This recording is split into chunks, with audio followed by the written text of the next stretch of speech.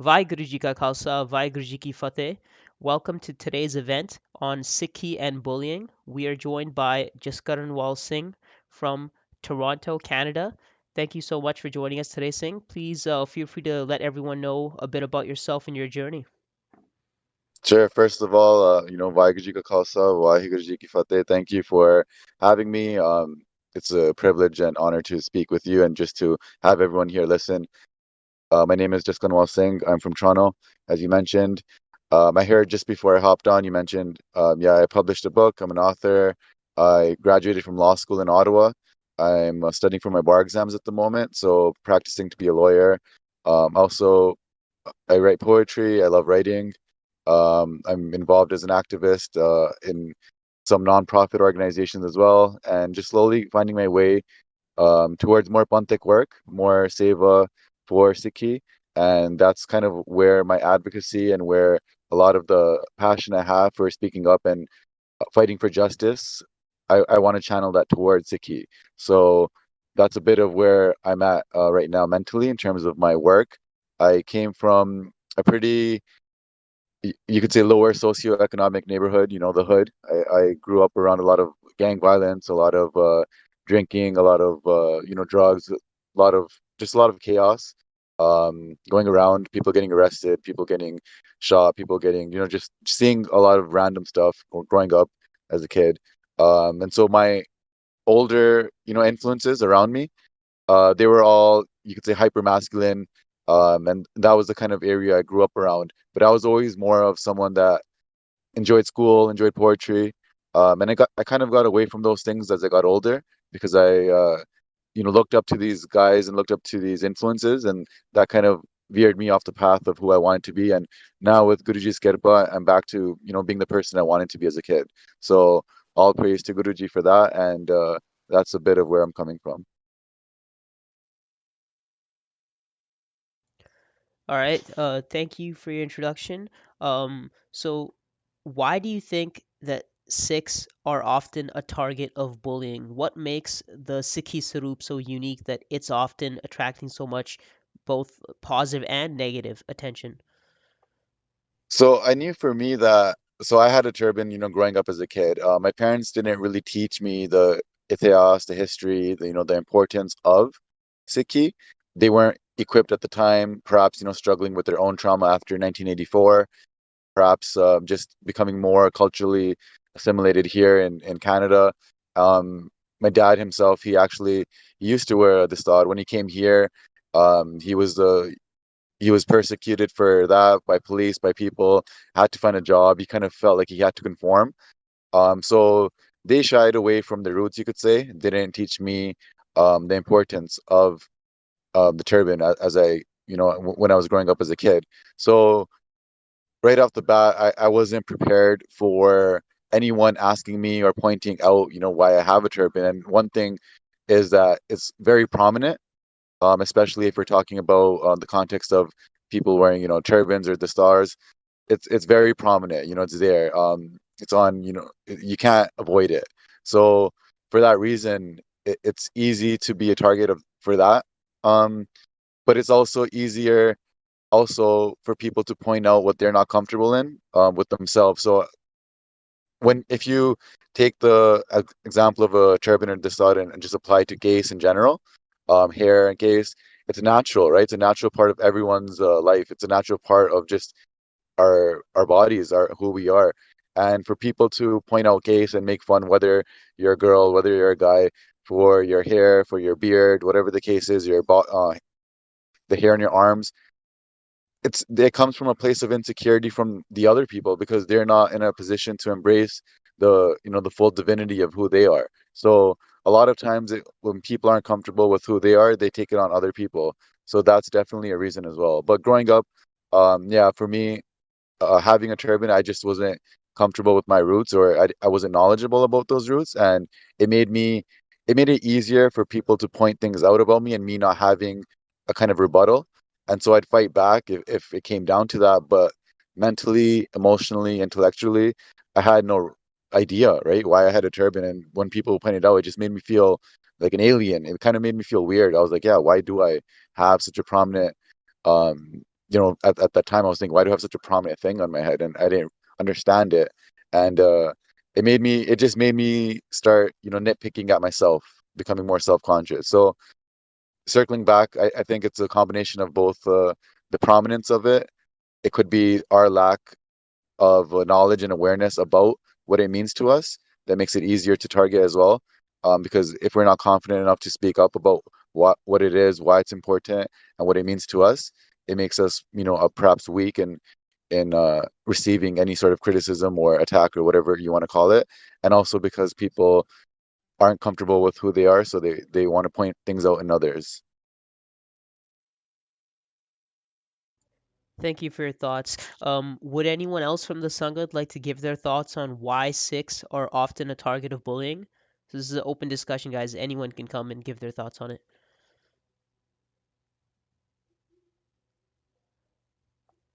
All right, cool. So we'll May move I? on. I'm sorry. Oh, okay, go ahead. I'm gonna listen. I'm just gonna take a moment. What I went, I came, moved here from India in ninth grade, so I had to go to one of my zone schools, which was predominantly in a black neighborhood, and about 95% of the kids attending that school were black. So part of the the racist acts that were committed against me were because kids just wanted to fit in. If one person was making fun of me, it was acceptable for 10 others to do the same thing. I'm sorry, it's the other way around. If 10 were making fun of me, one person could be making the same. I would always like hear people saying cash money, Arab money, stuff like that. And sometimes somebody would say, hello, la, la, la, la, la, when I would walk by. I think it's that skit from that guy who runs with his hand. He has mannequins or whatnot. But yeah. And as I got older, I started to converse with more and more kids in my class, and I was more comfortable with English, so I was able to reach out to them and ask them why they would say certain things, and they were like, "We don't know." So part of it was just the stereotype being perpetuated by 10 people, and another 10 would copy eventually. I think another big thing is Americans, especially, and probably Canadians too, have a lot of underexposure to Indian culture. Um, Yes, I barely knew about Sikhi growing up. It was just like my whole life. It just never like, oh, those are those guys in the turbans, and like most of us think a guy in a turban is an Arab. Like we have no idea about anything. but as I got older, went to university, school, and everything, there was a lot of exposure of our people, amongst the educated community. It's just the ones that were a little less fortunate to get proper education. They were the ones less inclined to know about our past. Really sad.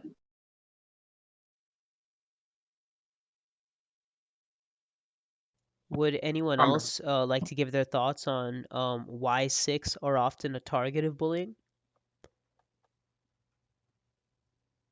I don't think it's lack of exposure on its own necessarily. I also think it comes from a place of ignorance by majority communities.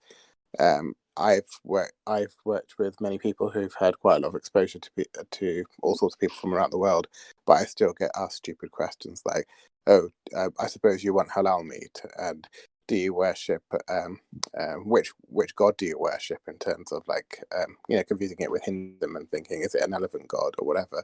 So there's a lot of ignorance, I think, attached to it as well. Sometimes to me, it feels as though it's people wanting to purposefully put you down or make you feel inferior in a way by coming out with stupid questions like that. So I think sometimes it comes from that sense of actually, and I'm talking about in more of an adult context, is they feel like a slightly superior by sort of making you feel different or making you feel like you're not part of the crowd.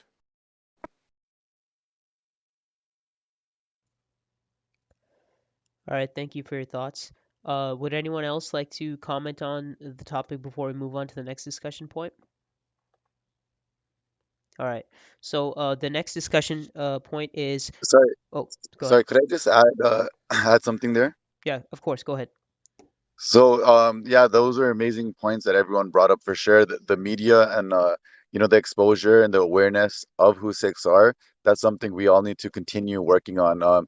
There is more representation than before, right? With Jagmeet Singh, you could say, with the Prime Minister, with more kind of celebrities that are Sikh, that are representing for Sikhi, but it still needs to improve, and people need to learn about Sikhi. And here in Quebec, in Canada, in a province here, there's actually a bill that's it mimics what's happening in France with the religious ban on religious symbols. Um, and even though, the Star Turban isn't a symbol, right? It's an article of faith, and it's much more than that. That's banned in Quebec, in government offices, in school classrooms, and all that. So I'm working with, a Sikh organization. We're trying to prevent that from happening, because that bill's already been passed, and we're trying to, well, prevent it from continuing and to repeal it. But that's something that holds us back and continues that, perpetuation of bullying, because kids growing up, they won't see Sikhs in meaningful positions, right, of authority, as teachers, as court officers, as judges. Lots of the positions that kids look up to as kids. I mean, yeah, that kids look up to, right, as they're younger. When they grow up, they want to be these positions, and if they don't see a Sikh in these positions, then it kind of holds them back, and it also doesn't let us spread that awareness. So I just wanted to add that to what the point was that everyone made, because I think it's a really good point. Thank you. So the next question is, what are some strategies that you recommend to combat bullying? So from personal experience, I know one just really important one for me was being able to use logic and philosophy, and knowing our history, so that if it's the kind of emotional or intellectual, you could say, bullying about being made fun of for why you have a turban or why you practice secure, who you are, right, as a Sikh. It's good to know our history. It's good to know just the wisdom of that our gurus had for us, and all of these things, because they help build that solid foundation that never allows us to stray, right, to from Sikhi, and allows us to really put people in their place mentally, because there's nothing stronger than Sikhi and the logic and the philosophy behind it. But in addition to that, physically, we all, as Guruji also told us, that we're all supposed to be in a position where we can defend ourselves. So self-defense, whether that's karate, whether that's going to the gym, whether that's keeping fit, and of course, whether that's doing Gatka, like any of these things, we need to continue empowering ourselves physically and staying fit, because it helps in our spiritual quest, but it also just helps us defend ourselves and others, right? Other vulnerable people. Um, and also then emotionally and mentally, it could also mean it's okay for us, especially as guys. I know from my experience, it's okay, to open up, journal, to express yourself, to share what happened with people, to reach out to other Sikhs on social media. There, as we saw with what just happened in the UK with that bullying incident, which I know we'll touch on after, but look at the outcry with what happened there, right? The public outcry. I read that there were 60,000 phone calls that were made to that school by Sangit. And so this just goes to show that the Sangit, the Panth, is with every one of us, right? As kids, we're always gonna, whether it's a kid or a teenager, there's always gonna be people there in the Panth ready to support, but we need to open up and share what happened. We can't hold it in, because holding it in, that's what I did. I held it in, and I kind of just felt insecure about everything, and that just led to me cutting my hair when I was 10. And that, led to a whirlwind, like 19 years just away from everything about Sikhi. Um, and so holding it in isn't a good thing at all. So opening up, reaching out to people, and don't be afraid, right, to speak to parents, teachers, and also just don't give in to bullies, because they'll only take advantage if you show weakness. But that also means at the same time, pick your battles, right? If there's, I don't know, say a bunch of drunk people, and you're outnumbered, um, and they have weapons or something, then you run away. You live to fight another day. You come back stronger. You come up with other ways to deal with that. So, um, as we can see with the what happened in the UK again, that that kid, he fought back, right? People, yes, you could say he got bullied, but he didn't really lose anything in my eyes, right? He stood up for himself.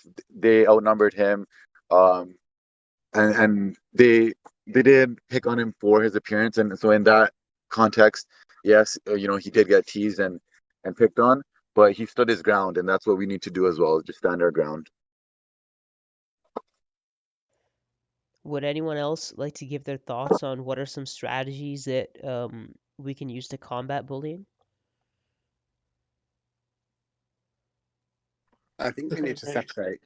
Oh, okay, sorry. I think. you may go. You may go.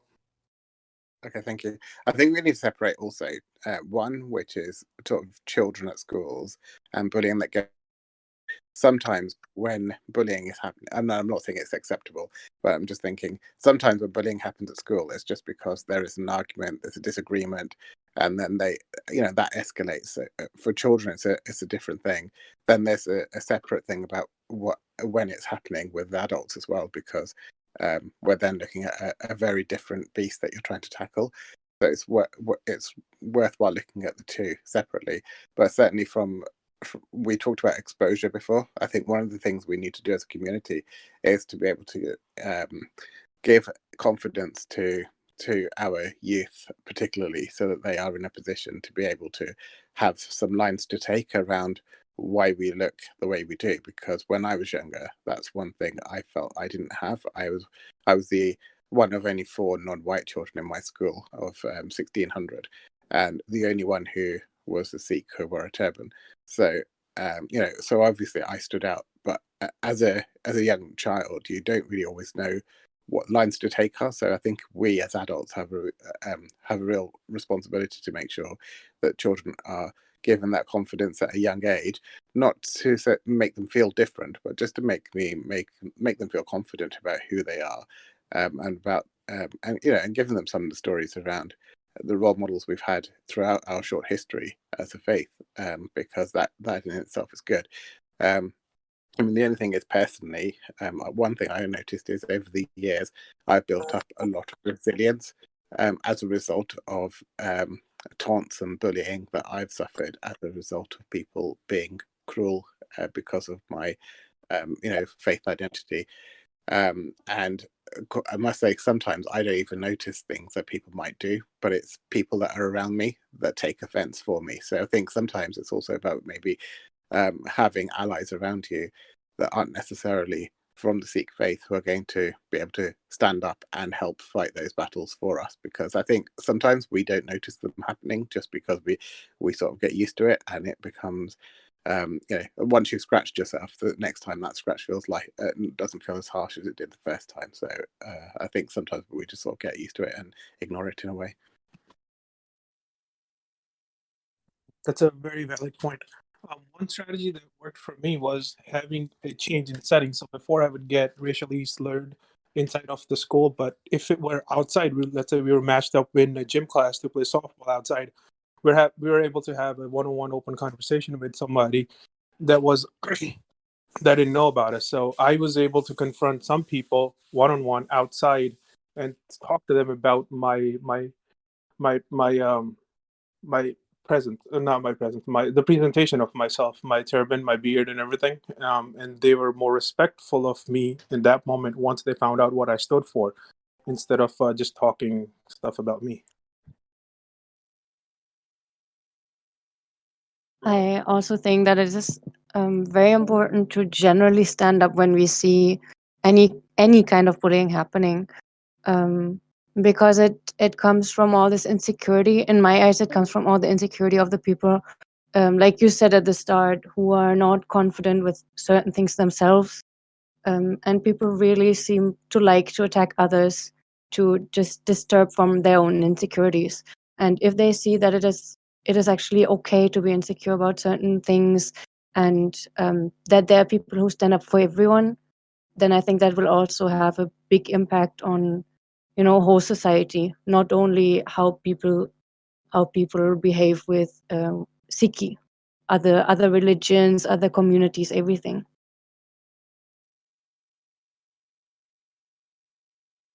Thank you. Would anyone else like to give their thoughts on some strategies to combat bullying? Remember, guys, this is an open discussion, and if you guys have any questions for the speaker for the Q&A at the end, you guys can put it in the question box. All right, I go I ahead. think a lot of bullying stems from like problems at home, and if we like, I don't know, reach out to them in some way and figure out what's going on, you know, because my lifelong bully, it turns out he was having a horrible home life. His dad was like addicted to meth, and he would go to school and pick on me to, I don't know, feel better about himself or something, but he was having some obvious issues that I didn't know about, and it really changed my perspective on everything.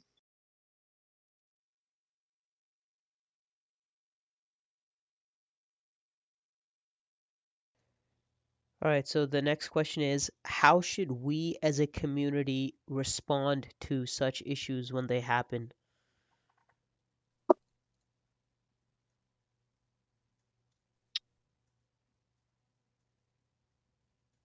Sorry, I think I was on mute.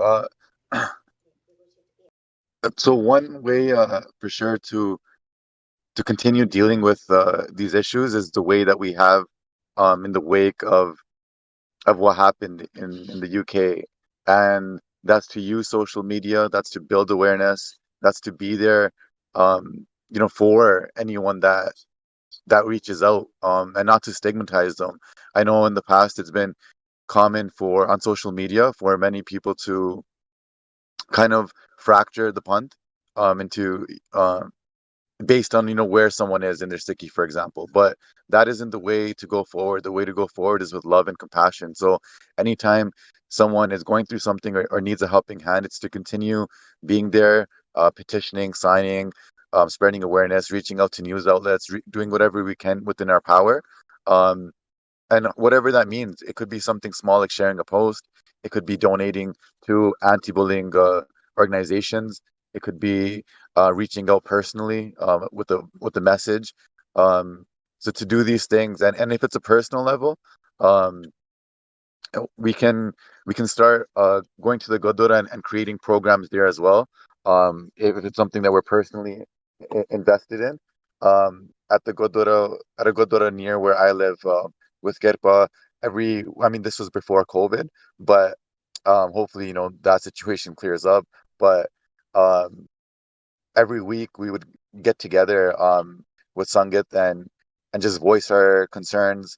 People would voice their situation at school, what's been happening at work, um, and just come together and just express themselves in a open, safe, judgment-free zone. And it just allowed for us to be there for each other as Sangeet, and to share our own stories, allow people to realize that they're not alone, and to share anything from anxieties or insecurities or troubles in the past. Um, in a way that would just let people know, really, again, like, they're not alone. So really, it's being there for people in that way, to let them know that you're there with them.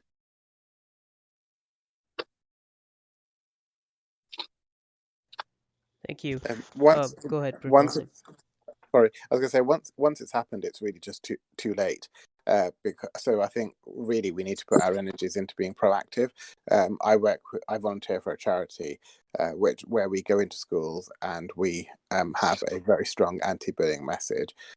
So I think that's really important that we get those messages into schools, and educational establishments when kids are young. I mean, we start with children who are 4 years old and go all the way up to age 18 with the charity I volunteer for. So it has such a positive impact, on the young people when they see these role models who come in and share their experiences of bullying when they were younger, how they dealt with it, and some of the challenges we faced, and what some of the consequences could be as a result of those things. It's a really powerful message.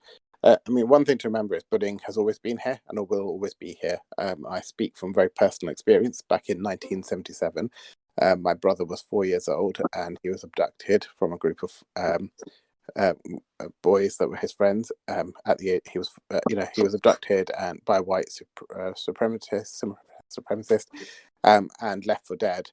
And was left disabled for the rest of his life. So for me, that's been a massive impact on my life. And my parents always taught me about humility.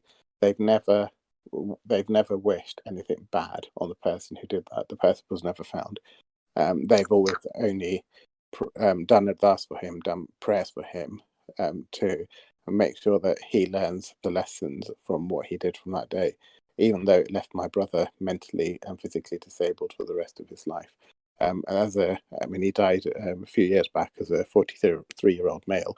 He weighed 4 stones, and I don't think he used stones in North America, so I don't know how to translate that into what you weigh, but that would be the weight of a young child of the age of 3 or 4. So yeah, not very much at all. So it's really important, I think, that we get those messages out early. In response to what we do when these things have happened, again, maybe we need to have some form of support within the community ongoing, so that people can go and or get support or learn about how they might be able to challenge bullying or identify bullying, so that maybe these things could be stopped as soon as possible, rather than escalating into what potentially could be a fatal situation, because we have had young Sikh children and other young children in the UK who do kill themselves as a result of bullying. May I intervene on that? Hello? Yeah, of course. Go ahead. So this is my experience here in North America, specifically in California, right? People say that California is super liberal and all that, but me and my parents live in like a conservative area. And I would get bullied a lot because of my pagri and my, jura. They were calling me terrorist and all that. And like we even brought in some uncles and aunties who were actually very helpful and were trying to explain to the teachers and all that. And the teachers, when they tried to explain to the kids, it didn't work out. So how do we address that?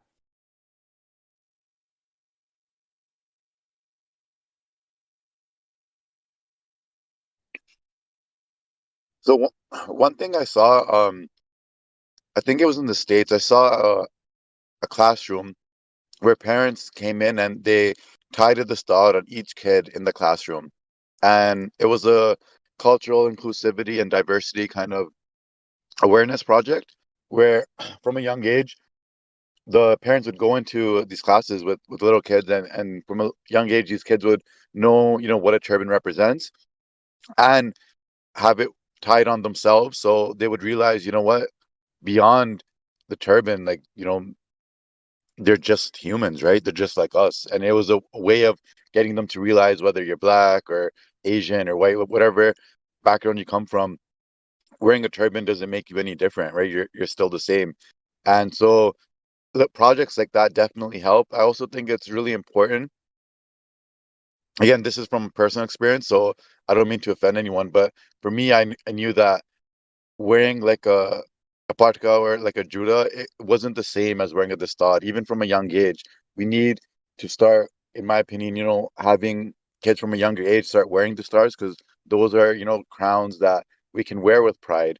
Whereas when we wear a turban or a juda, it's very easy for people to point that out, make fun of it, and we need to equip our youth with the tools and awareness for themselves to be able to step in and explain what this means to other people as well. And I didn't have that when I was younger, so that's why I'm very passionate about trying to do whatever I can to provide youth with those tools.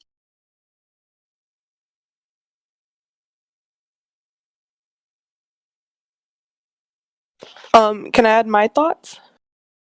Yes, of course. Go ahead. So I believe social media is a very effective tool. So I know you're all familiar with what's going on with farmers in Punjab and the rest of India.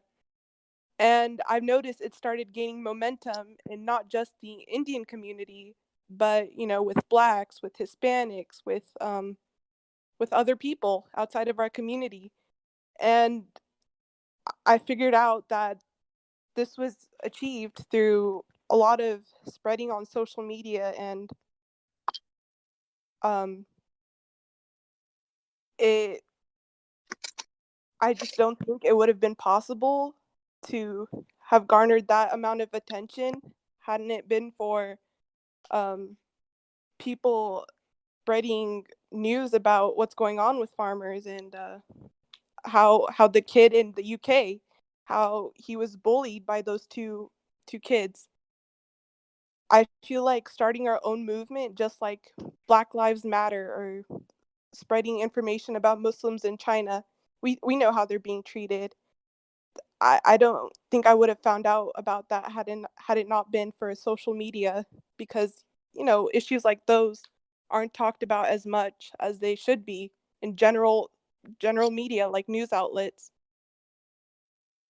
So I feel like just spreading a small video about how Sikh kids are treated in modern day America, Canada, the UK, other countries, I think it's a small step towards achieving equality and spreading information about how we're treated.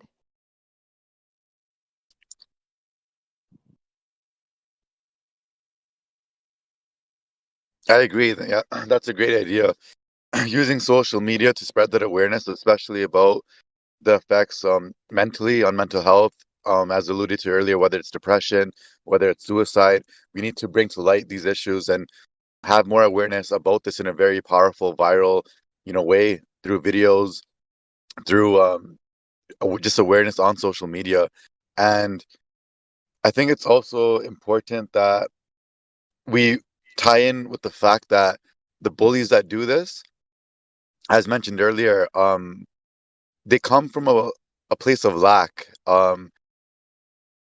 It's I don't think it's a a rare phenomenon that these people come from broken homes. I think it's pretty much the case for all of them. When people point things out or make fun of or try to project their insecurities onto other people and abuse that relationship, and since bullying is all about power and making people fear and trying to reclaim a sense of power over someone, it's because there's a lack of that within their personal lives. That could be an abusive parent, it could be trouble at home, it could be trauma that they witnessed as a kid, and they're just escaping it by trying to project onto other people. So I think we have to remember that these people are hurting in their own way, and that doesn't make it okay, of course not, for them to um, try to bully other people. And we should always stand up, and especially if it's physically endangering someone. But we should also remind our youth and give them the tools to understand that these people, um, we shouldn't. I mean, it's easy to say then we shouldn't be affected by them, but I mean to say we shouldn't we shouldn't forget that these people, they're really suffering from within, and what they say and what they do isn't a reflection of who we are, but rather it's a reflection of where they come from.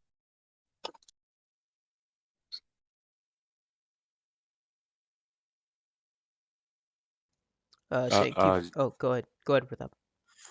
Just Carnival VG. That's just Carnival. You're on Crucifix account, right? That's you speaking. I want to make sure. Hanji, Hanji. Okay.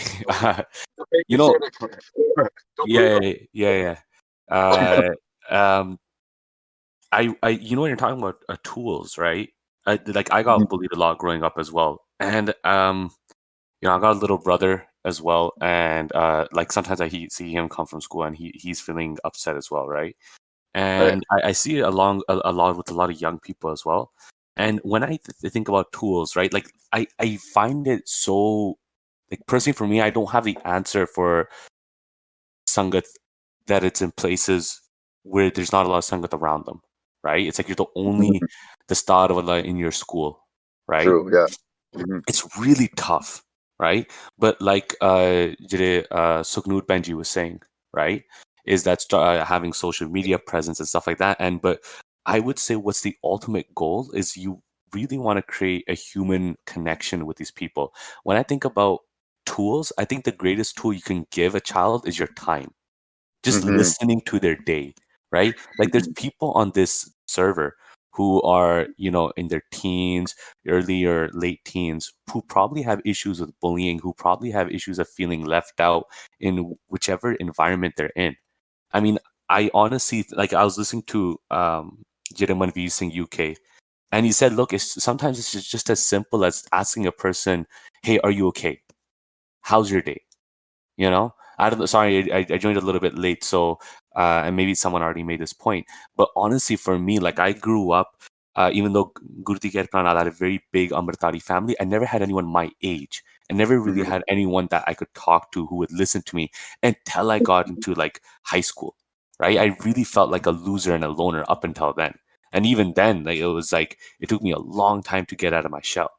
And now, like I feel like personally with my growth, there's a day and night difference. I realized what it was that I was missing. What I was missing was just having someone to talk to, just having someone who will embrace me regardless of all my faults, and realizing that once you do embrace a person, right, Hmm. those faults start getting ironed out. I mean, the thing with that, and not only what that does is that helps a person who's being bullied get out stronger, but it helps you stop making a bully.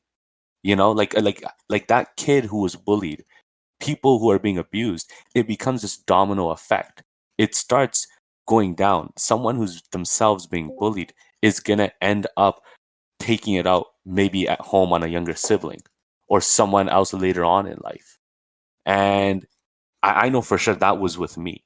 Like I felt like going through a lot of bullying and, you know, not having anyone to talk to, I was becoming a cruel person throughout my high school years, right? And I think honestly, what I really needed was sangat, somebody to embrace me regardless of my faults. And what that does is it irons it out. You know, that those faults become ironed out because you become a role model for those kids. Like definitely, like I like me, you, Gursevic, Ekamjit, we all know the impact that Harmeet Singh's class had on us as kids. I think a Hmm. lot of people went to Harmeet Singh's class, a lot of kids, because they just felt lost.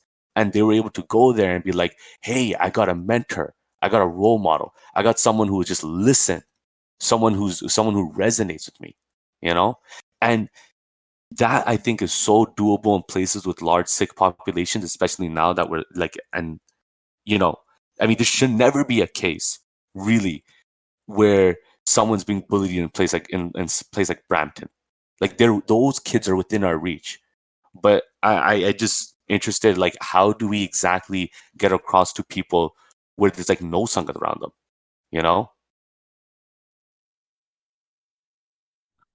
For sure. So earlier, I was touching on how kind of a similar experience where for me, I kind of felt that as well too, right? I didn't feel like I had anyone that I could talk to about these things.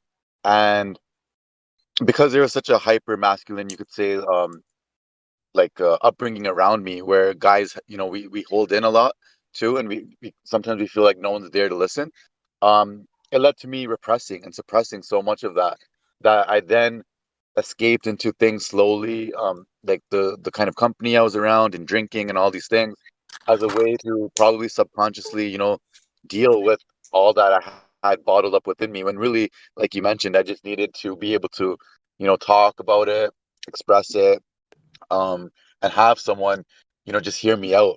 And that's super important, because it touches on, as you said, that intergenerational trauma where we pass it down onto other people and we internalize the pain that we've been kind of going through. And we unconsciously, that's all we know, right? If we're full of pain, we're going to give out pain. If we're full of love, we're going to give out love.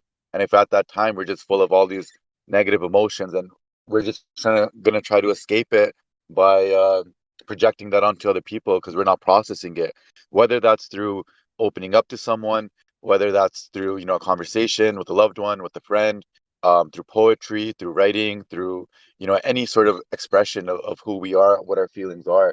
And and and so now today, especially in places like you said where there's not a lot of physical sangat, an important thing to do I actually didn't even know how Discord worked.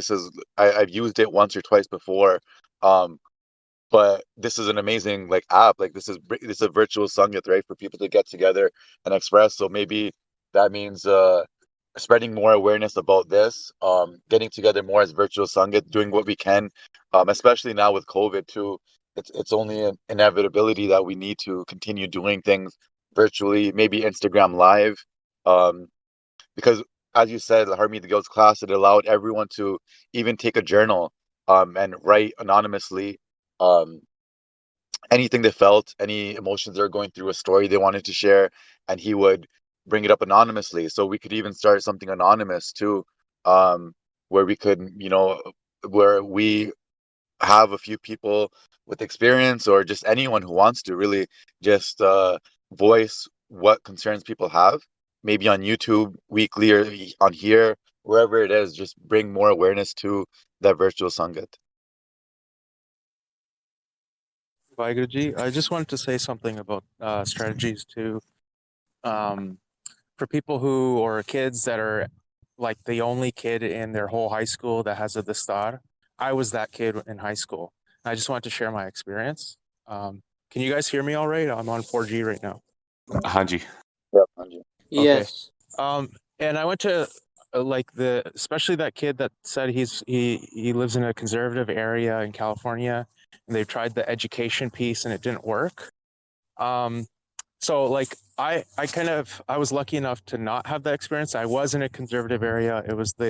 We were the only brown family for a large area. We were the only brown kids, my sister and I were the star. And I want to echo the sentiments that one thing said that, Apartka versus the star, it's a very big difference, especially when your Dadi starts to come in. Like you really should wear that crown on your head. And I didn't do that until I was in university, but it is a big thing. But in terms of my personal experience with a high school, I would say three things. One, if your school is trying to educate people and it's not working, then I would contact the Sikh coalition, especially in the US, because there are a bunch of lawyers that are doing a lot of free work, a lot of seva. They were set up around 9/11 when a lot of things started happening. And they've done a lot of seva, and they have it's just a bit more of a leverage type thing. So they have a lot of power. And once lawyers start talking to school systems, they listen, you know? And then the second thing is Nambani. I personally can say that, I was lucky to have Sangat of Gurmukhs, and they explained how to do Nambani, especially going to sleep. At the end of the day, you're kind of, you finish your high school work, you finish your homework, you finish your dinner, whatever. You have to go to bed. Nambani is so important at that time because it strengthens your mind. So when you do go into those situations, you're strong and ready. So that's what, like, if you look at our Sikh Gurus Ityas, all the Gurus, they stood up to bullying. The Nome Pacha, Guru Tegh Bahadur Ji, he stood up to bullying of Hindu Pandits in Kashmir. You can look at the history. And that would be my third point. When it's time to, if you're being bullied, you have to kind of assess the situation. You have to be strong. It's a human emotion. Everyone's going to feel it. But what you have to do is put in the work beforehand, be proactive, definitely through, school, engagement and education, but also yourself. You have to really have faith that Guru is always angsang, always near you. And then Nambani de Vich, then you really have that power. And I can't give you all the examples, but I've had lots of examples from when I was young to now. Like as I grew, I was a skinny kid, and then I turned into this, buff kind of sing guy. And, there's still been bullying in between, even though I'm a strong guy, I can still be bullied on the street, but it's how you conduct yourself. And you have to use the base and the foundation of Nambani, Guru ka shabad rakhware jo chauki jo garda hamare. So jira naam tanya, I'm not sure if everyone is familiar with naam tan or anhad bani.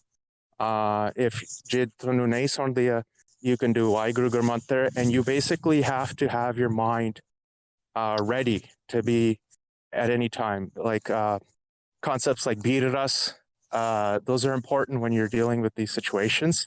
And sometimes, it's not pleasant. Like you have to kind of get out of your comfort zone. But like I'll give you one example. I was in university. I was a buff guy by then, and I was walking to my library, and there was a bunch of kids. They were young guys. There was 5, 6 of them, and they started laughing and said something about Osama bin Laden. So I might be dating myself a little bit, but this was just around, a few years after 9/11, and I was in a university in the States, and there was 4 or 5 guys. There were different races, a few African American, and just something just really pissed me off, I guess. But I guess there's a difference between anger and birras, and I would argue that this situation I had birras. So when you go into like the Singhs in the history that fought in wars, they had birras. They didn't do it out of anger. But they fought, and they had shakti, malak walno. And so I don't know if that actually happened to me, but I just felt compelled to go up to them. And I turned around. I was walking away from this group that was yelling profanities at me. Went up to them and I said, "Listen, I'm wearing a turban. I'm in a public university. You guys are not white." And I just went on this rant about Martin Luther King and this and that. And I basically just said what I felt was true. And I think that's so important when you speak about things that you feel is like from your heart, that is positive, that is true, you're going to get a positive result. And you have to keep that in your mind. And so I did that. I spoke to them. I said, you guys should be ashamed. 60 years ago, the civil rights movement, they would love for us to be sitting here, standing comfortably on a public university ground with no problems. The government sent in troops back in the day in Mississippi to have people go to school, desegregation. It was such a thing. And, the last point I would like to make is this is an ongoing thing. President Obama was on a podcast the other day. He said slavery's happened for 400 years. This is something that's not going to change overnight. So you have to keep fighting. Every win has to be, you have to keep going. You have to keep going. Right. So, much props to the Sangha, especially the guys that are putting this together, guys and girls. Waheguru Ka Khalsa, Waheguru Ji. All right, Can go ahead. I just wanted to say that, like, I went to like an all-white school too, like in a really small town in Canada, and like I don't think got bullied, but like I was also very oblivious, so I might have, I don't know.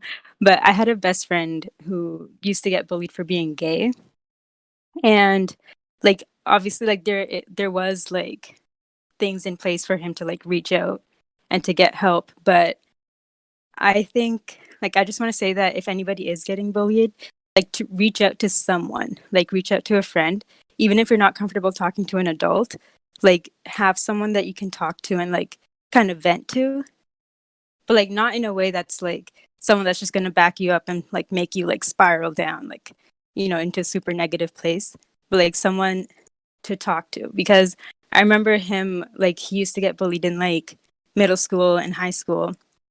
And then, sorry, I'm so out of breath. At the end of high school, he would talk to me, and like he had a couple other friends, and like talking to other people, I saw like such a change in him, like in a positive way.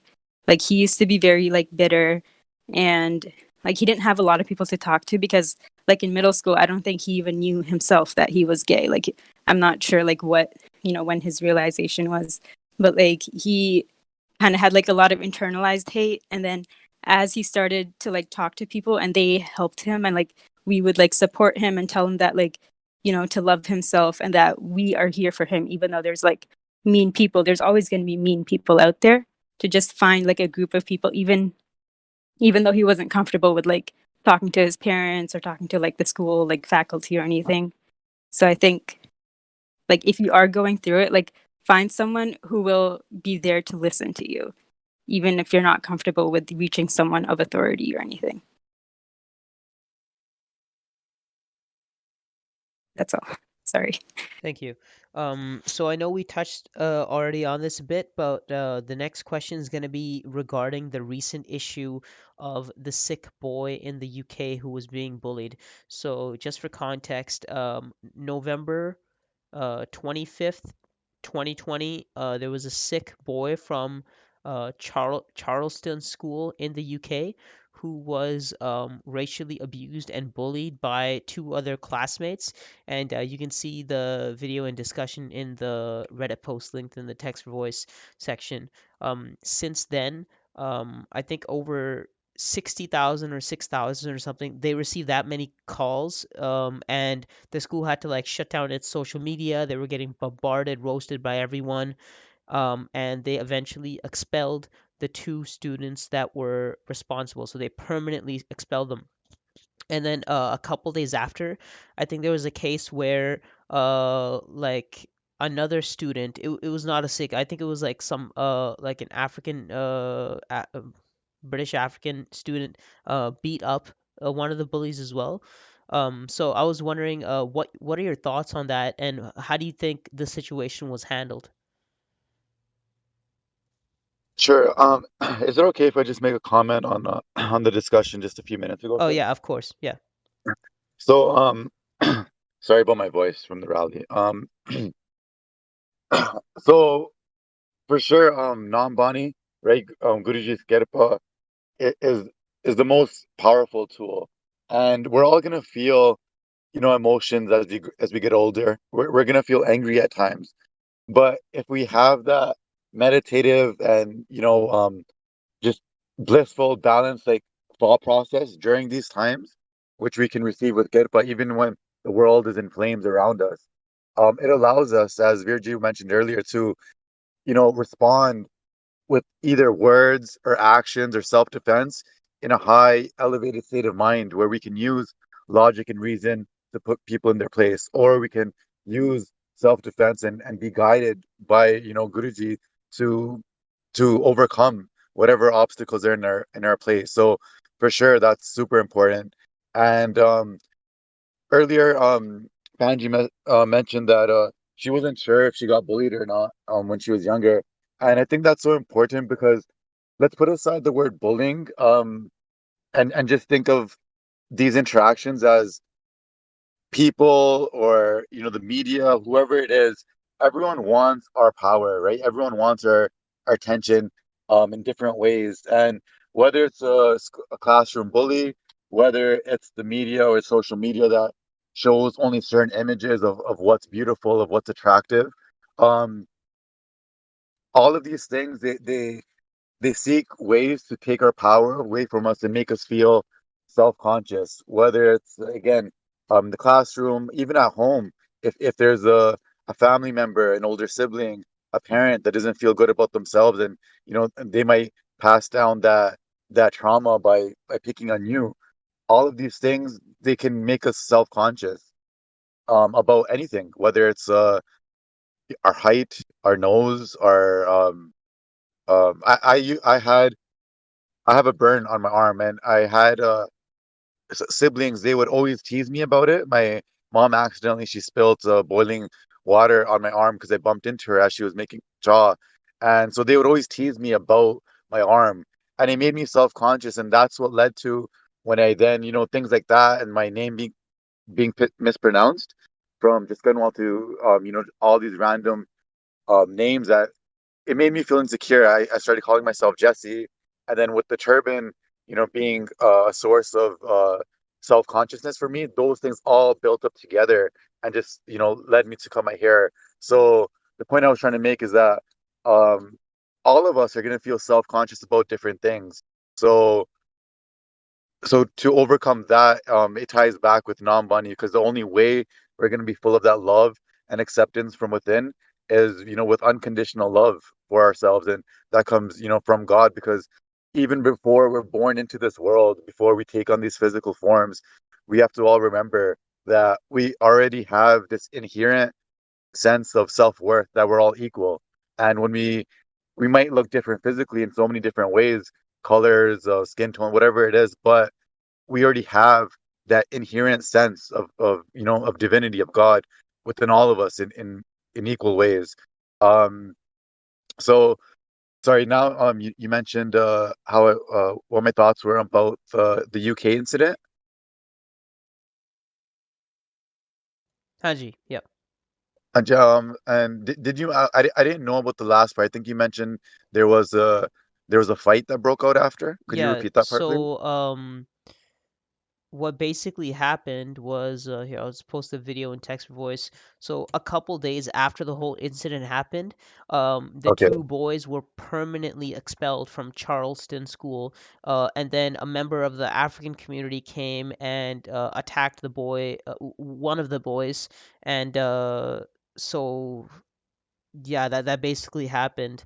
So we were just wondering, like, what do you think about the way the whole situation was handled, and just what are your general thoughts on the whole situation with the UK sick boy? So with the expulsion, you could look at it two ways. On one hand, it's a good sign to send out there. It's a good message that, this isn't tolerated.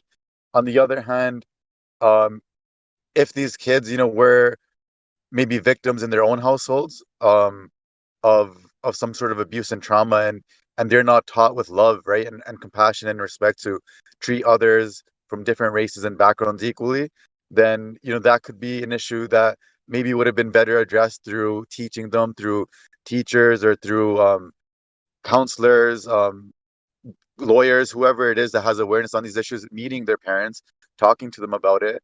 And if, of course, if something like this happened again, then yeah, expel them. So that it kind of works both ways.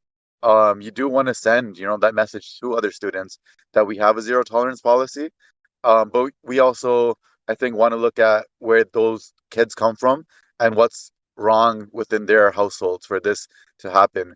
Because we don't want those people to also, not receive that awareness and affection and just grow older and kind of perpetuate these things in different levels, which can happen too. Um, and so the individual that attacked them, I'm not sure if there was, any apology from the kids. I'm not sure if there was any altercation beyond that. Um, in Sikhi, self-defense and standing up for yourself is very important. But this seems like something that happened a few days after. This seems like more of, revenge. Um, and there is a time and place, right, to uh to stand up and fight back. But if this incident happened after, like, not within the context of self-defense, and it was just to inflict pain and damage on kids, then um I'm not sure if that was handled the best. I can understand it, and if that happened, it's not that I'm saying it's wrong, because I can understand the pain that goes beyond it, and I would have probably done something like that when I was younger. Um, Yeah, and I think but the now, biggest thing is the person who beat him up wasn't even a Sikh. It was a member of right, another minority too. right. So that could mean that there was more incidents involved, or that could mean that the individual just wanted to take a stand and do something. And again, I can understand that sentiment. Um, but one would hope that the right way, or the maybe not the better way, could be to try with teaching with awareness and with understanding and forgiveness. And if again it was repeated, then there's a time and place for self-defense, for standing up for yourself, and for doing those things. But to inflict more damage than necessary, for example, to me, doesn't align with Sikhi. I don't think it ever should be about wanting to do the most damage possible to someone. Grandpa, would you mind if I contextualize a little bit more on the Um, actual incident? yes, of course. Take however long you want, and anyone can feel free to go. So go ahead, Haji. Yeah, just because I think it's important to contextualize it. So the incident actually didn't happen in the school grounds. It happened somewhere in public on their way home from school. So it actually wasn't an incident at the school. So the only reason that the school got identified on social media, because obviously they were wearing school uniforms, which is normal in the UK. And subsequently, the school was then bombarded with huge amounts of people, even though it didn't actually happen on the school premises. Obviously, because it's not happening in the school themselves can't do anything in relation to the incident, because they are not the police. So therefore, the police were involved, and we have hate crime laws in the UK, and the police are investigating the incident in relation to hate crime laws in the UK. The other thing to bear in mind is that I don't think they've been expelled from school. I think they've been suspended from school pending the outcome of the criminal investigation, because the an expulsion can't happen until the police have finished with their inquiries. And I don't think the police have finished with what they're doing yet. The Gurdwara, there's two Gurdwaras in Telford. Both, I understand, do not get on with each other. But this incident has actually brought them together as a community, very much like the Kisan movement in India has brought together many faiths and people. The two Gurdwaras, for the first time in their history, have actually been brought together, and they are now working with the school and with other schools in order to provide education and awareness amongst young people around Sikhi and Sikhs, and the reason we have long hair and we wear the star and all the other things that are so wonderful about us as a community. So that's good as well. We've also had reports in the last week in the UK that over the last 2 years, there's been a 70% increase in anti-Sikh crime in the UK. We are canvassing to try and get it actually recognised as a category for hate crime, because at the moment Islamophobia is captured, anti-Semitism is captured, but there is no way that anti-Sikh crime gets collected. And the trouble we have as a community, as a Sikh community, is we face not only issues with the majority population that tends to be in the country, but for example, in the UK, we also have, if there's a problem for example, in Kashmir or something with the Indian authorities, we become targets for the Muslim community. If we, because we're so visible and connected with India, if there's a problem with Islamic people somewhere, we then get anti-Islamophobes that then start having a go. So actually, we face it probably worse than most communities because we are targeted from so many different angles. But again, just to contextualize this is not an isolated incident. This happens regularly. There was a boy in Leeds, very similar age as well, who only 3 months before also appeared on Twitter in a fight, and there was one in London only about 6 months before that as well. And these are only the ones that we are captured on social media. This goes on all the time, so we need to be far more savvy, I think, as a community around how we deal with these issues, particularly to protect our young people. Would you happen to know how old those two kids were? So What off the grade? top of my head, I think that in this instance they were from year 10, so that tends to be 13 to 14-year-olds. And to be Right, honest, that is an age where kids normally can be some at their worst sometimes. right.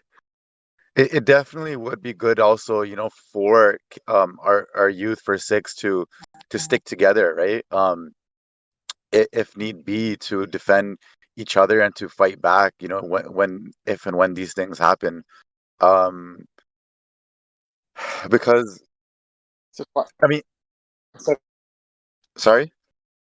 fighting back is an interesting perspective, because fighting back is an interesting perspective because it doesn't always have to be physically. Right.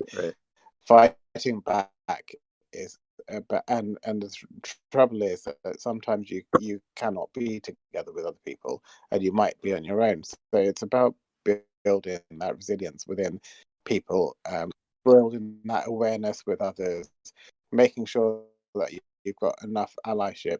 One of the things I think that's really powerful for us to do is to, as Sikhs, is to be compassionate. We talked about how gurus giving their lives for people of other faiths that are being persecuted, be open so that people, our young people,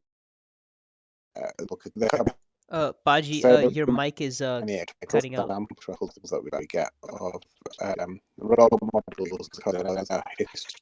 One of the worst things, I remember growing up where they protect others. Within we see so many people who are racist. Within the Sikh community, we see so many people who are they can be trying to intervene before things get so bad.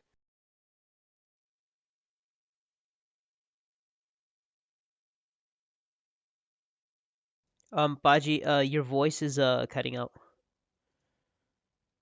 Maybe Sorry, you sorry, could I'm gonna. try reconnecting and disconnecting from general voice. Maybe that could fix the issue. Okay.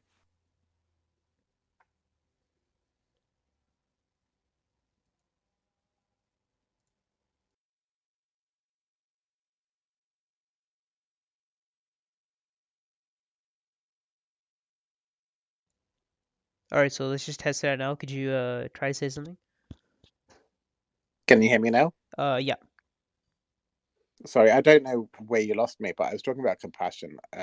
We need to be compassionate as a community so that we eradicate all hate that we have against others as well, because we have so much racism within our community against Black people, against Muslim people, against other people. We need to stop doing that ourselves. We also need to then be open for young people to be able to approach us, to be able to have somewhere that they can go and talk about these issues. When I was growing up, there was nowhere I could turn to talk about it, and I wouldn't have talked about it at home because we were expected to be strong, and there's a bit of a culture of we're invincible, but actually as kids we're not invincible.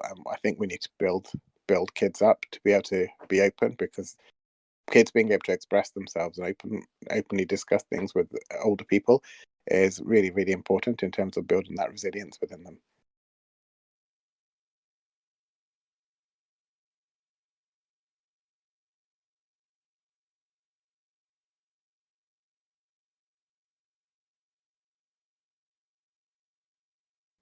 Would anyone else like to give their thoughts on the case of the Sikh boy in the UK who was bullied? Sure. I think one thing that was important too is that, when we all saw that video, a lot of us are very outraged, of course, seeing um, the child's gaze right out, and people laughing at that. But tying in with what Baji just said, we have to remember compassion and realize that, you know, do these kids know what, like, because to us we know what case means, we know the sacrifices that were made for case, we know the shaheeds, right, we know that, but do other people know that? Are they coming with that level of blatant disrespect for what we hold most sacred, or are they just being ignorant, right, and just and not really in a position to understand that about us and about who we are? And so of course that outrage and that emotional like reaction that people might have, and that to inflict, to attack them or to beat them up, it is going to be there, and it was there for many people. But we have to understand that, last Baji said, the way forward is with love and compassion and understanding, and to provide youth with the tools and equip them. And yes, that does mean to be ready, right? To invest in self-defense and to always be ready to defend oneself. But it also means to move forward with grace and compassion as well.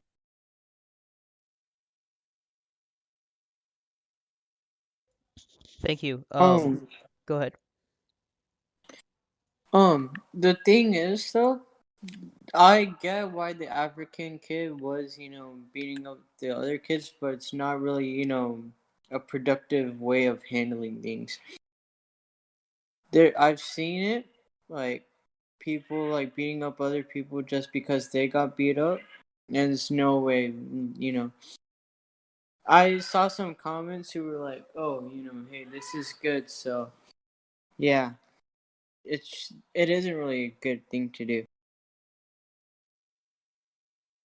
No, there's many other means to address it first, and Guru Sahib has said, when it's only when all other means have failed, is it righteous? Is it okay to pick up the sword, and in that sense? So there's other ways we can go about doing this, and like Pratap Singh had said earlier, it this kind of creates a cycle where um people that have been attacked they go out attacking others, and where does that cycle stop? I'm not sure how many of you have seen the Joker movie that came out 2 years ago, but even like in that movie, just to provide, I don't know, a media example, we can see that someone like, the Joker is created by being traumatized, being bullied, being abused, and the only way someone like that seeks to reclaim that power over others is to slowly, terrorize other people, and to regain that sense of identity that was lost from them. And that's not the type of self-defense and being ready, being tayar par tayar that Sikhi is about, right? That's totally not in line with the principles that we should move forward with, like Waji said.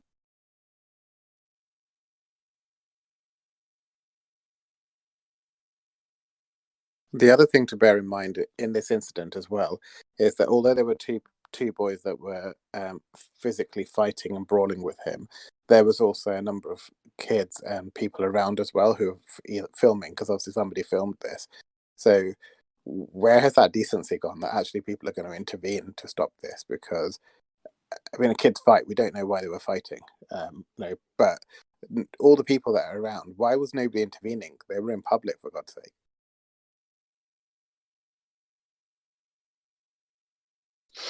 That's true. And the only thing we can do is, call those instances out. Um, Again, if you don't stand up against injustice, then you're just as guilty, right? And we need to lead by example, because that's what Sikhi is about. It's about taking that stand, even if it's not us or our family or someone we know that's involved. We have a duty as a Sikh, and just as a human being, um, to stand up against injustice and oppression. And if other people aren't doing that, we lead by example, and we bring to light, with logic, with reason, with all the cases of whether it's genocide or injustice, or what's happened in the past. Whatever example you want to use, whether it's Hitler, whatever it is, it happens when people don't speak up, whether it's on a small scale or a big scale. It's still a big issue.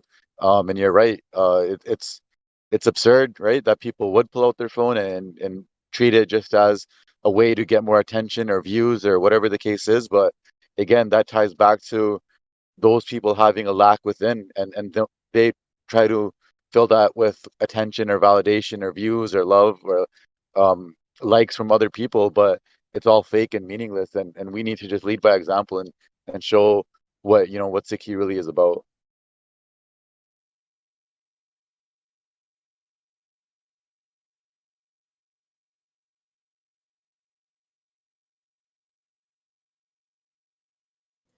If anyone else would like to make any final statements before we go on to the Q&A, feel free to. Hello, Yep, Gurkhan Singh. go ahead. Yep. I'm gonna try to speak, but my voice is like worse than just Kanwal Singh's right now. His It's wasn't even completely that gone. bad, so don't worry, man. Yeah, fuck Modi and everything.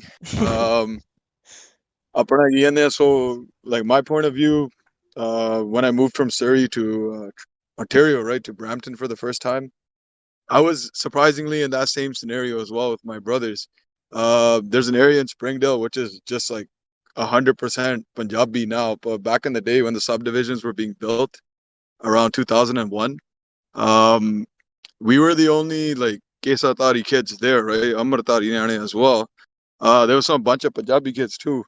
And at a young age, like my dad made me understand that like there's gonna be differences between you and these kids, but like try to understand their difference, right?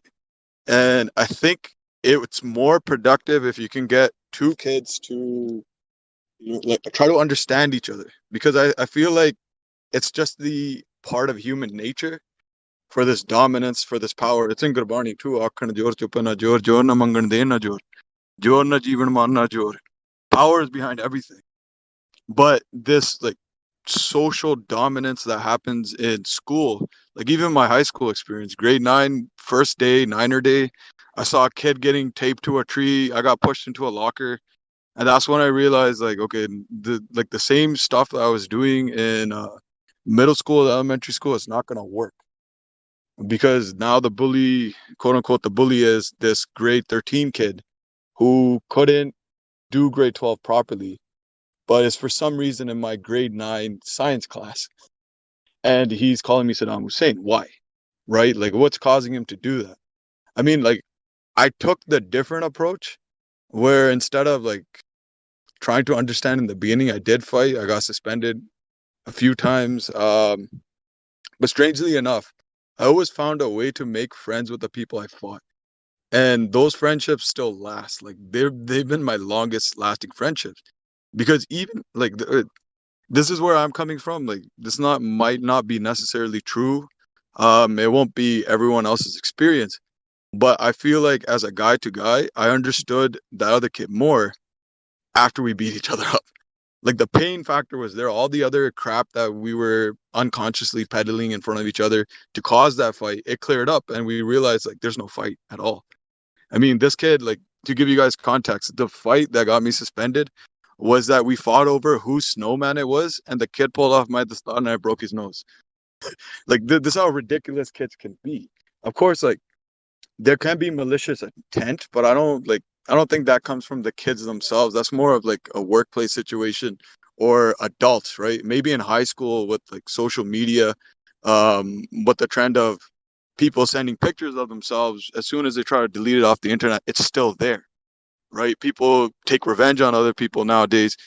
There's no understanding left. I think that's a bigger part of compassion. Like a tool, I can't visualize it or think of like how it would be, but like my, I guess, way of handling this, a tool, if I could make a tool, would be to somehow get kids to understand each other. And I guess that comes from parents too, right? Your upbringing. If your parents don't teach you to understand another human being, then all you're gonna see is adversity, difference, or indifference, right? Like every behavior is learned, and then there's behaviors that are just natural. And I feel like children bullying is a natural behavior, but when it progresses over to high school and then outside of high school, outside of these spaces, it goes past that. I think those are my like mixed up thoughts from this entire conversation. That makes any sense. That's all I'm gonna say. I don't want to get a ticket while I'm driving on the highway. Thank you for your thoughts, Gursevic Singh. All right, so we're gonna move on to the Q&A section. If you have any questions for the Q&A, please put them in the question box, which is located under text for voice. So the first question is, um, how can we teach kids not to bully? So again, I think a lot of it comes down to getting more involved in schools, getting more involved on social media, like some of the ideas that were brought up by Sangit, how to bring that awareness to families, to schools, to even workplaces, to be able to, provide safe, inclusive environments for everyone. Um, it also means leading by example and providing tools and resources for our youth to be more understanding, be more mature from a young age, to so that when they do see this, they can step in and and point out, like Virgie had mentioned earlier, like point out the fact that the civil rights movement had happened this many years ago, and like we're doing this, little things like that. We should be more, we should be able to provide our youth with knowledge and wisdom so that they can use their words effectively too from a younger and younger age, rather than to just always resort to violence, or just not being able to say anything and just being a bystander, because that's not what we want to do either. So to be proactive, intellectually, mentally, physically, when we need to be, and to really lead by example in different ways for how we can do that. And again, all of the things that were mentioned earlier by everyone, increasing the virtual Sangat, increasing the awareness, increasing pressure on other people, reaching out to organizations like Sikh PA. There's also a World Sikh organization. They both have lawyers and legal counsel that will talk to your school, that will talk to the workplace, that will put more effective policies in place to prevent these things from happening again. So the next question is, what if your parents bully you? Yeah, coming like when there's situations of abuse within the home, it can be hard, to reach out for help. We grow up in a community where it's always, talked about Lokiki Gange and like, what are others gonna think and but if it gets to a point where it's where we're being abused and mentally or physically um hurting, we need to provide again resources, and people should feel free to message on Instagram or reach out to people on social media, on wherever it is, on Facebook, to bigger organizations, because they do have people. There's an organization, for example, called Soch Mental Health Services. Um, it can be anonymous. It can be like it can be done in so many ways. There can be people that will reach out to parents and talk to them too.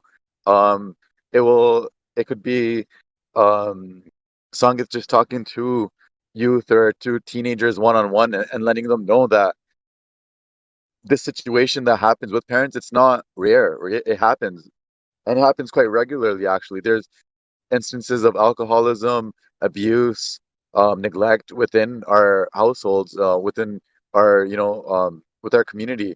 And it stems from so many different things, whether it's 1984, whether it's the cultural gap that our parents had to go through when they came here, whether it's the fact that they had to work long, grueling hours in factories, and weren't there to really be there for us, right? Be that voice, or just long, grueling hours in general, whatever job it is. Um, so if that is the case, then for sure we need to, because we've mentioned this time and time again.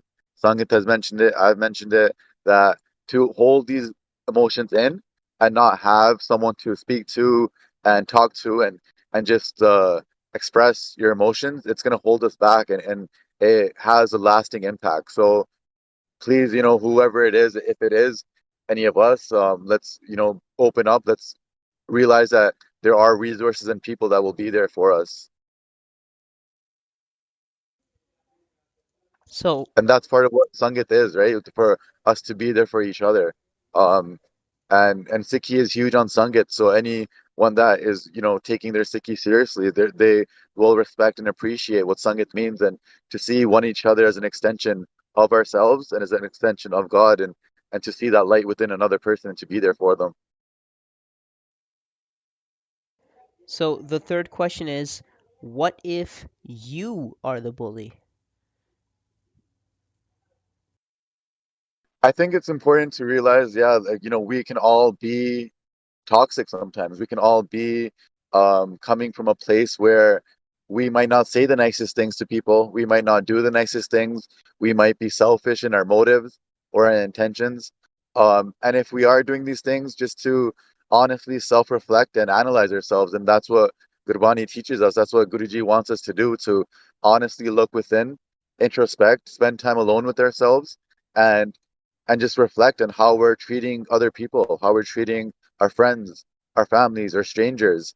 Are we going out of our way, to make people smile or make the world a better place, or are we just using people, being abusive, swearing, and to reflect on that daily, and that includes, again, spending time alone with ourselves, and reading Bani, meditating, doing Simran, and allowing our minds to be free from Maya and just understand who we are as people, gain that self-awareness.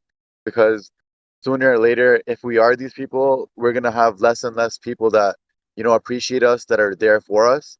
And it's going to hurt us. It's going to hold us back.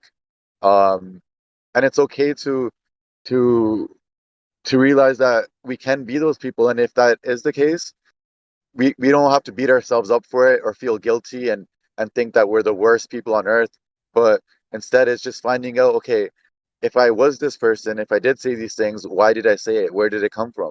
And for me personally, I know that my dad would, for example, try to motivate me in many ways by putting me down and comparing me to other people, um, and swearing if I wasn't living up to his expectations.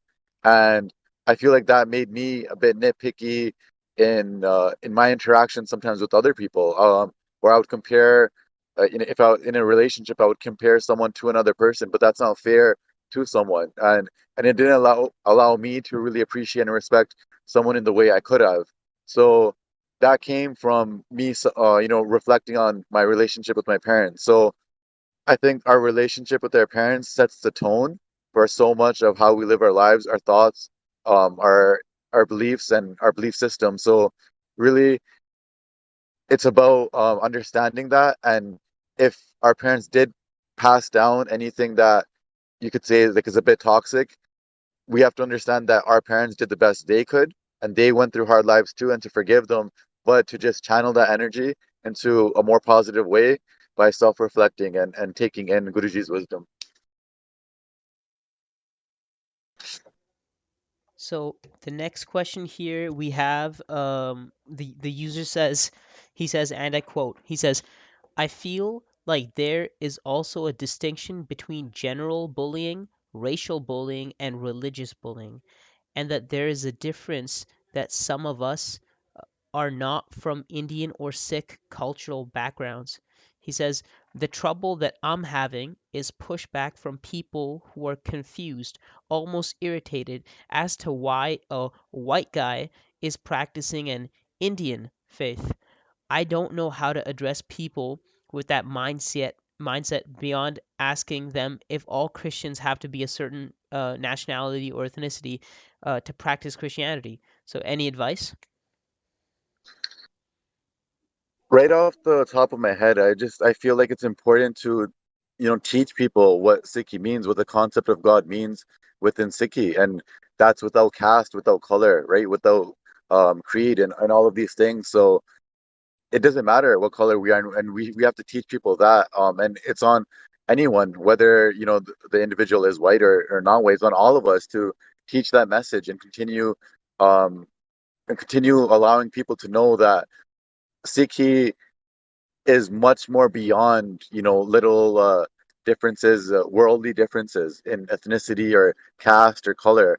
It's something that is meant to progress us spiritually and allow us to progress on our spiritual journey, and really get in tune with ourselves and the divinity within ourselves. And these worldly concepts and differentiations between people, they're not what life is about. And to grow beyond that, and to grow beyond that zone means to teach them with humility that, listen, you're coming from a very, um I don't know what word to use, because I'm not saying to say this to people, but to say this in a more humble way that, listen, you're coming from a very low thinking kind of energy right now. And this isn't the way that Sikhi is taught. This isn't what our gurus teach us. And for you to think this way, maybe, you should take it upon yourself to actually understand what spirituality and Sikhi means, because you're allowing yourself to be trapped by these worldly distinctions, and our soul is so much more than that.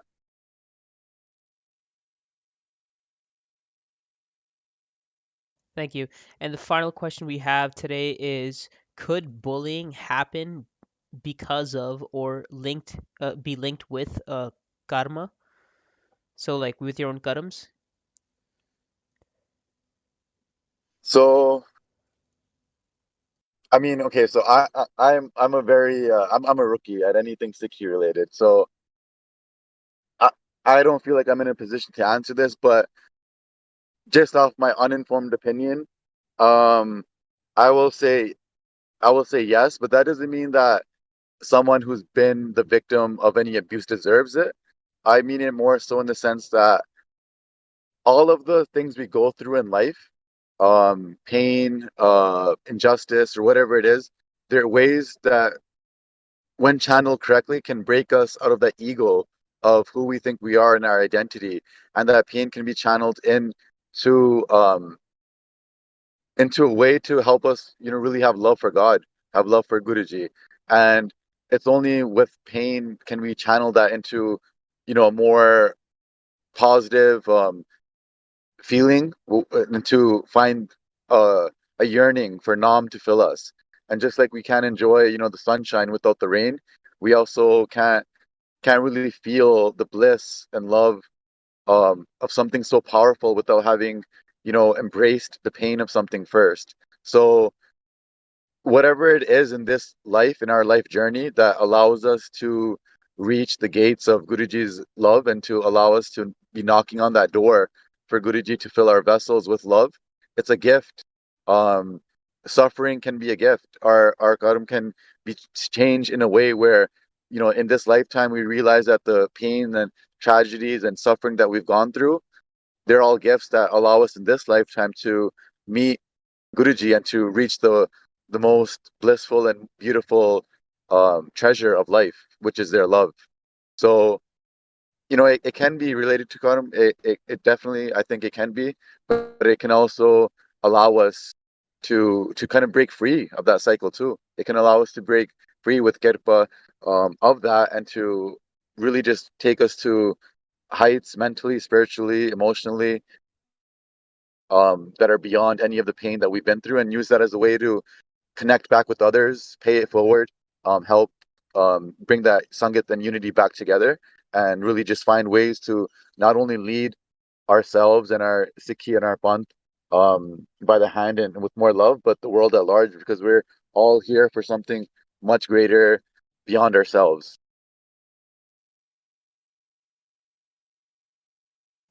All right, thank you so much for taking the time to come to today's event, Jessica and Walsing. We really appreciate it. Um, and everyone, please check out his feature on BBC Stories. It's linked in text for voice, as well as check out his Instagram page as well, justgotanwall.sing on Instagram. Just Gotten Wall Sing, would you like to give any closing thoughts? Well, first of all, just thank you to everyone here, and thank you for having me.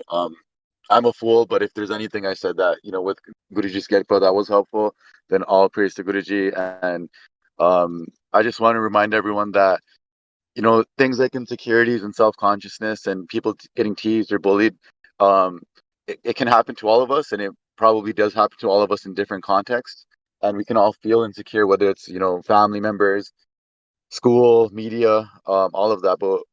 But I just think it's so important to remember the tips from Sangat, right? Including Nambani, including polishing up on our history, whether it's watching movies like Jar Sahibzade, whether it's just reading up more on our history, because at the end of the day, our gurus and our ancestors, they stood up to tyrants, right? Which are like bullies. They stood up to people abusing their power, and they did it with that mentality that they would always get through anything with God's love, and with that eternal bliss and love within them. And so that mentality of iksa luck, it's within all of us to receive that kirpa, to become so resilient, because we're all warriors, and all the scars and this battlefield of life that we might accumulate, we're gonna look back at them one day, um, and realize that all of these things happen to only make us stronger. And that's been the result of anyone. Akinji sings here with me, Gursevik sings with me, Gursevik Singh's cousin is there as well, and they will all attest to that, right? Um that all of the things that we thought at one point in time were bringing us down, even though mentally at that time it did feel that way, in hindsight those were the biggest gifts that allowed us to become the people we are today. So I just want to remind everyone of that. All right. Thank you, everyone, for joining us for today's event. If anyone else would like to give their thoughts or any final statements, feel free to. And if you guys would like to get in touch with our speaker, his links can be found in text for voice. Thank you.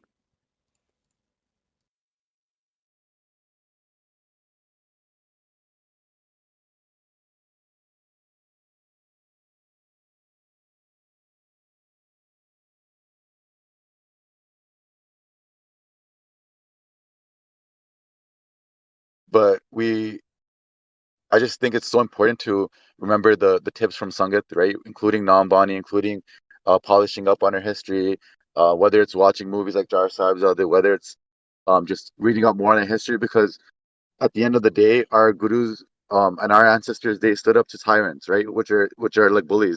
They stood up to people abusing their power, and they did it with that mentality that they would always get through anything with God's love, and with that eternal bliss and love within them. And so that mentality of iksa luck, it's within all of us to receive that kirpa, to we become so resilient because we're all warriors, and all the scars and the this battlefield of life that we might accumulate, we're gonna look back at them one day, um, and realize that all of these things happen to only make us stronger, and that's been the result of anyone. Akinji sings here with me, Gursevik sings with me, Gursevik Singh's cousin is there as well, and they will all attest to that, right?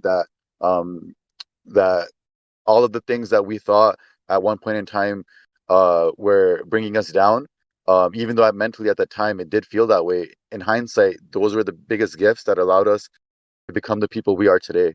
So I just want to remind everyone of that. All right. Thank you everyone for joining us for today's event. If anyone else would like to give their thoughts or any final statements, feel free to. And if you guys would like to get in touch with our speaker, his links can be found in text for voice. Thank you.